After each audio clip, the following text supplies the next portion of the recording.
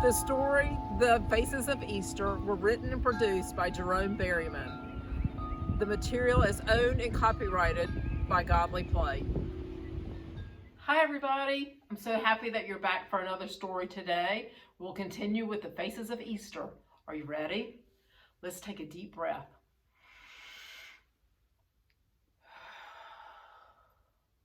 Can you stretch out like this? Can you stretch up like this? And bring your arms back down. Take another deep breath.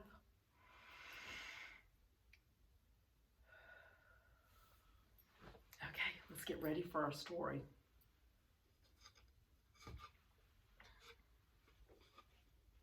In the beginning, the baby was born. God chose Mary to be the mother of God. Listen carefully. Listen to these words. God chose Mary to be the mother of God. The Word was born to a wordless child. When the baby looked up at his mother, Mary, he could already see the cross. And when he looked up at his father, Joseph, he saw the cross too. The mother Mary and the father Joseph held their baby. They cared for the baby, they kept him warm, and gave him everything he needed to grow.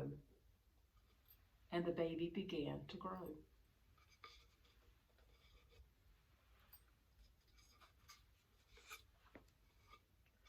The baby grew to be a boy. When he was 12 years old, he went with his mother Mary and father Joseph, and with many of the people of the village of Nazareth, to the great city of Jerusalem for one of the high holy days. When the celebration was over, the people from Nazareth began to walk home. Mary and Joseph looked. They did not see Jesus. He was not there. They went back to look in the dark and narrow streets.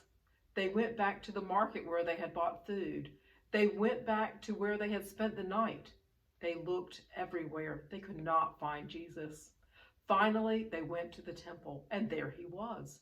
He was talking to the rabbis, the priest. When he spoke, they listened because he knew so much. And when they spoke, he listened because he wanted to learn more.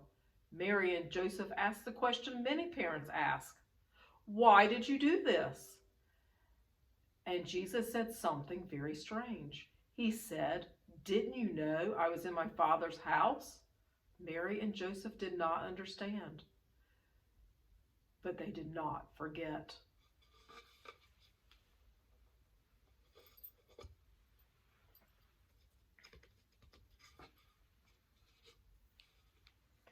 Jesus grew to be a man. When he was 30 years old, he went to the river Jordan, where his cousin John was baptizing people. Do you see John? You can see the back of his head. He was a wild man. Jesus waded into the water and came face to face with John. He said, "Baptize me." John looked at Jesus as if he had seen him for the first time. Now he saw who he really is. "How can I baptize you? You are the Messiah. You are the one we have been waiting for. You should baptize me." "No, it is written that you will become before me to prepare the way. Baptize me." Jesus went down into the dark, chaotic water.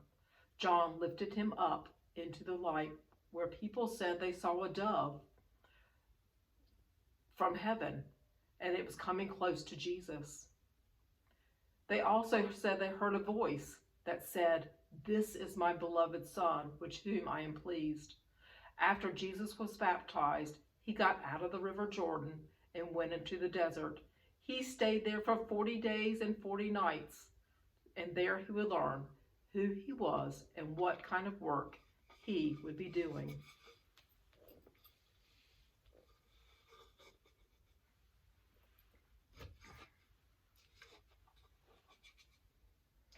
Jesus went into the desert to discover more about who he was and what kind of work he would be doing. He was there for 40 days and 40 nights. There was little food and little to drink. One day he heard a voice. It said, "Why don't you change these stones into bread and have something to eat?" Jesus said, "No. To be a real human being, we need more than bread to eat." Suddenly, it was as if Jesus were at the top of the great temple in Jerusalem. The voice came back. If you are really the Son of God, why don't you jump and see if God will send his angels to save you when you hit the stones below? Jesus said, no, we do not need to test God. Then it was as if Jesus could see all the kingdoms in the world. The voice came again. If you will follow me, I will make you king of all the kingdoms. Jesus said, no, I am to be a king, but not that kind of king. Then the voice went away. Jesus went back across the Jordan and began to do his work. But what was his work?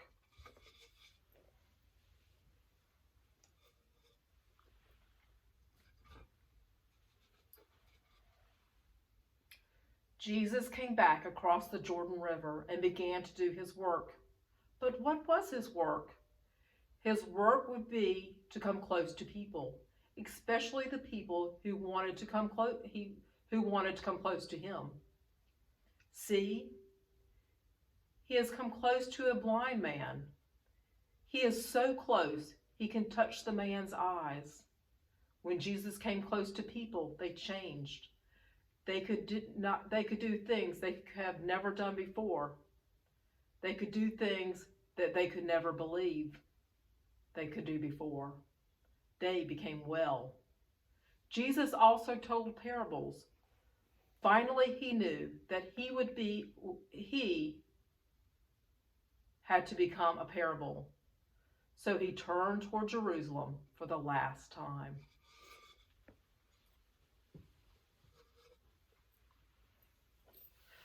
Now I wonder, what part of the story did you like best? I want you to listen to the song that's about to play and let the light of Jesus shine for you.